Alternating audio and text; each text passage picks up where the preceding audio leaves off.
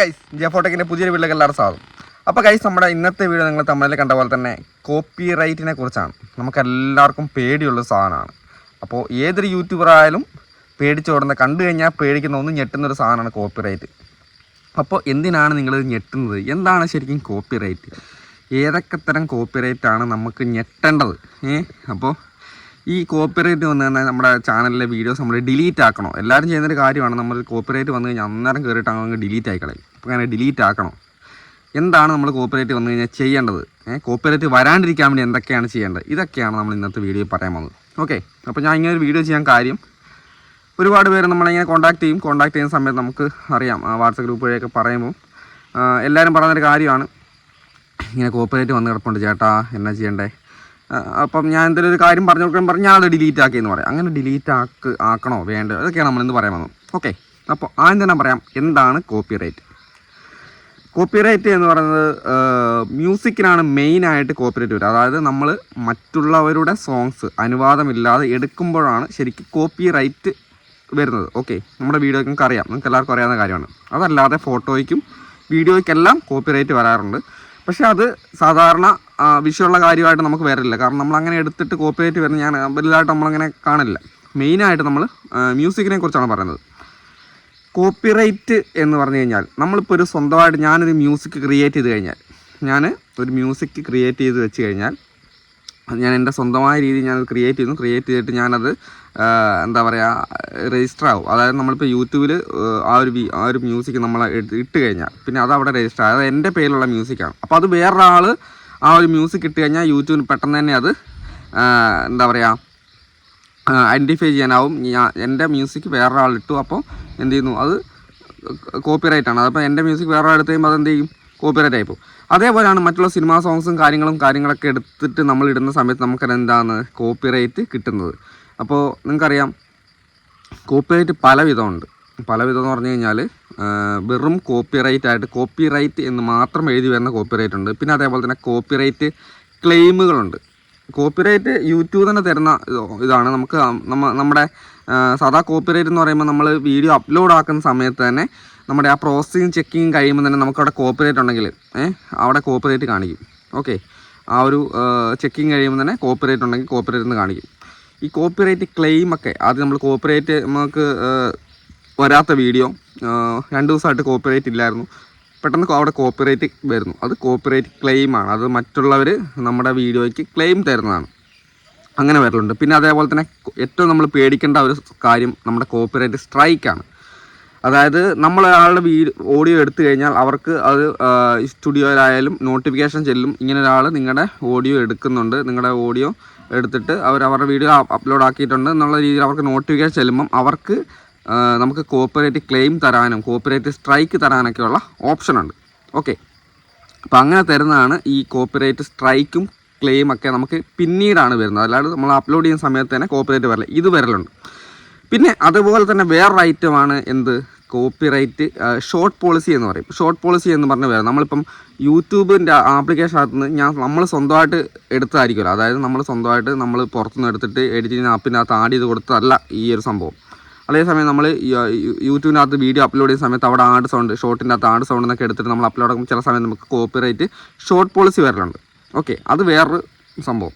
അതേപോലെ തന്നെയാണ് ബ്ലോക്ക്ഡ്, ചില കൺട്രീസിലൊക്കെ ബ്ലോക്ക് ചെയ്തു എന്ന് പറഞ്ഞുകൊണ്ട് എന്താ പറയുക, അതും ഒരു കോപ്പി റൈറ്റാണ്.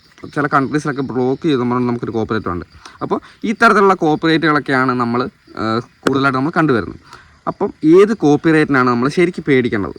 നമ്മൾ പേടിക്കേണ്ട കോപ്പി റൈറ്റ് എന്ന് പറയുന്നത് മെയിനായിട്ട് കോപ്പി റൈറ്റ് സ്ട്രൈക്കാണ്.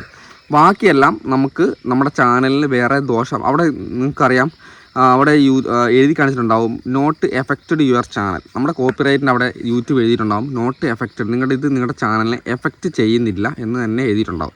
അപ്പോൾ അത് നിങ്ങൾ പേടിക്കേണ്ട കാര്യമില്ല. പിന്നെ അത് കോപ്പി റൈറ്റ് സ്ട്രൈക്ക് ആകാനുള്ള ചാൻസും ഉണ്ട്. അത് അവരുടെ ഓണേഴ്സിന് അവർക്ക് സ്ട്രൈക്ക് തരാനുള്ള ഓപ്ഷൻ ഉണ്ട്.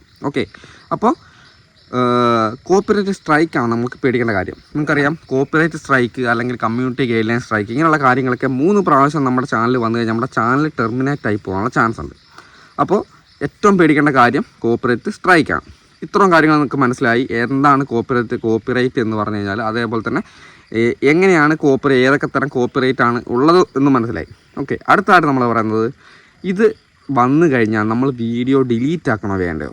ഒരിക്കലും ചെയ്യാൻ പാടില്ലാത്ത കാര്യമാണ്.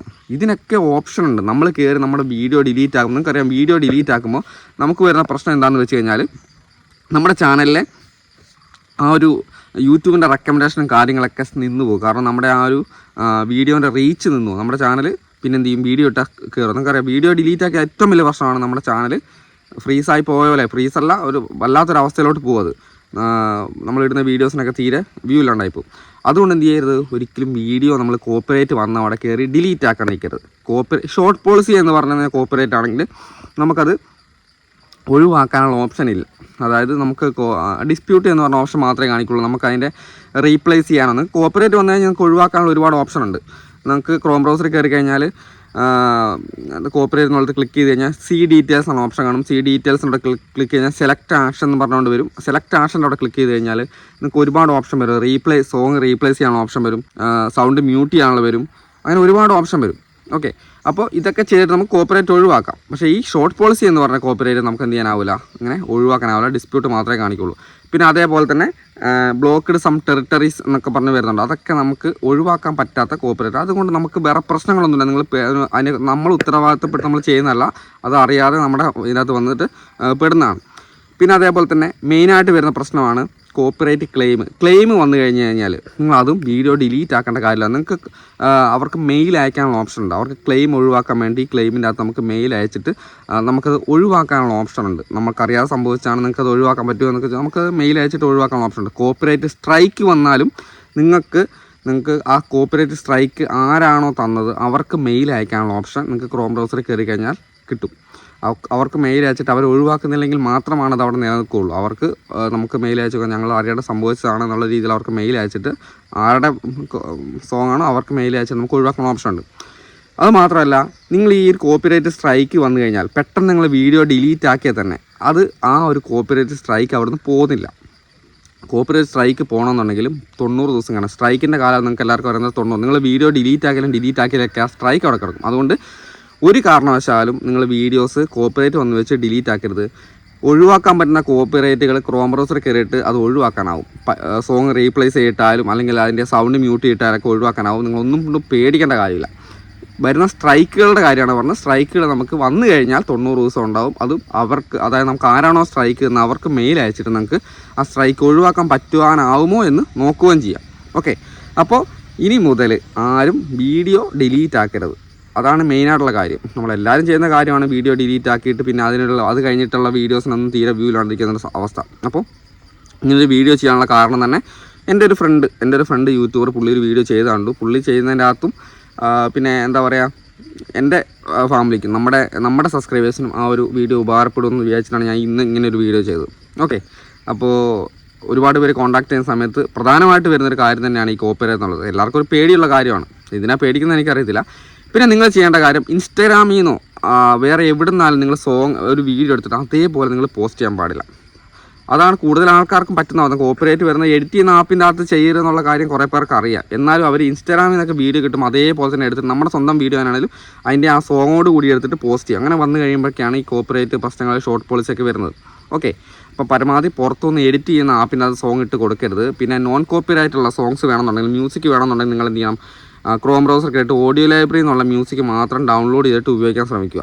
ഓക്കെ, പുറത്തുനിന്നുള്ള മ്യൂസിക് ഒന്നും എടുത്ത് ഉപയോഗിക്കരുത്. അല്ലാതെ തന്നെ നോൺ കോപ്പിറൈറ്റ് മലയാളം സോങ്സ് കാര്യങ്ങളൊക്കെ എന്തെങ്കിലും പെയ്ഡായിട്ട് ഒരുപാട് സൈറ്റുകളുണ്ട്, അവിടെ നിന്നൊക്കെ മേടിച്ച് ഉപയോഗിക്കുക. അല്ലാതെ നിങ്ങൾ എന്ത് ചെയ്യുക, കൊതുകാണ്. ഞാൻ പുറത്തിരുന്നിട്ടാണ് വീഡിയോ എടുക്കുന്നത്, ഭയങ്കര കൊതുകാണ് കേട്ടോ. റബ്ബർ തോട്ടത്തിൻ്റെ എടുക്കണം, അതുകൊണ്ടാണ് ഇങ്ങനെ ഇടയ്ക്കിടയ്ക്ക് കൊട്ടിക്കൊണ്ടിരിക്കുന്നത്. അപ്പോൾ ഇതൊക്കെ ശ്രദ്ധിക്കുക. അപ്പോൾ പുതിയതായിട്ട് വരുന്ന ആൾക്കാർക്ക് ഇതിനെക്കുറിച്ചൊന്നും വലിയ ബോധമില്ല, അതുകൊണ്ടാണ് ഇന്നത്തെ വീഡിയോ ചെയ്തത്. അപ്പോൾ അടുത്ത ദിവസം വീഡിയോ കാണാം. ബൈ.